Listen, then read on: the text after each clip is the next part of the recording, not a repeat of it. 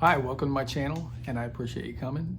And if you are a subscriber, I just want to say thank you for subscribing, and I'm hoping to add value to these videos and make it worth your while.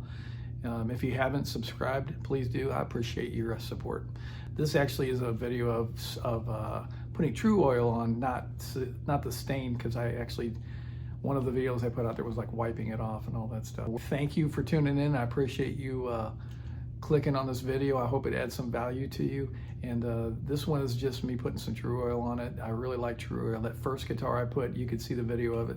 The first one I built, I put tru-oil on that. It really turned out, the finish turned out really nice and rock solid. I really like it. At this point, you can see behind me, I'm trying to decide whether to put a Sapele neck, which I really like the Sapele. It really has a nice sound with the rosewood fretboard, but it also might look better with maple. So I've got a flame maple neck back there too. If you think one would look better than the other, put a comment down below and let me know what you think. I'd appreciate your opinions on this.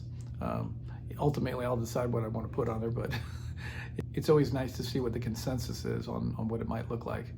Also, at the very end of the video, I'm going to put a mock-up of what I kind of want to make it look like. It's just a mock-up I've used with like a Photoshop type software. It's called GIMP. I just put pictures in and kind of manipulated it to look how I want.